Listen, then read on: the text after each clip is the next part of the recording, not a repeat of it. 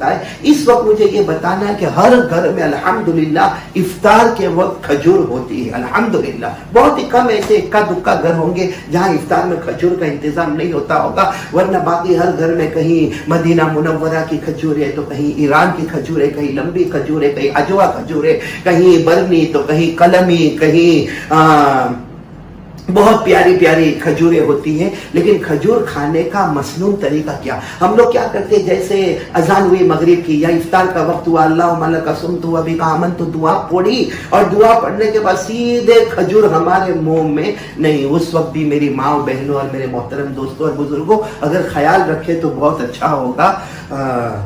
کھجور اگر کھانے کا کیا مسنون طریقہ ہوتا ہے، کھجور کھانے کا مسنون طریقہ کیا ہوتا ہے، وہ میں آپ کو بتانا چاہتا ہوں. اللہ تعالی ہم سب کو دیکھو ہر سنت پر عمل کرنا، ہر سنت پر عمل کرنا، کیونکہ ہمارے نبی صلی اللہ علیہ وسلم سے محبت کا طریقہ یہی ہے.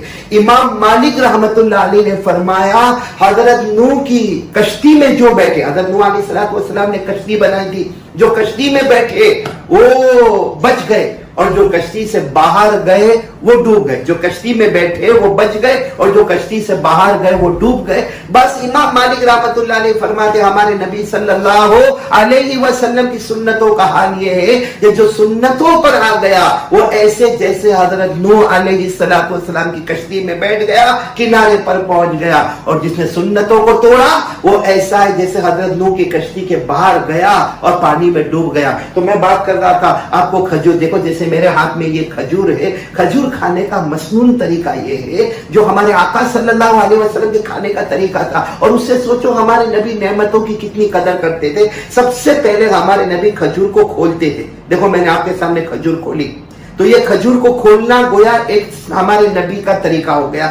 پھر اس کے بعد ہمارے نبی بیج کو نکالتے تھے، جیسے یہ بیج نکلا اور اس کو چوستے تھے. یہ ہمارے نبی کھجور کو چوستے تھے.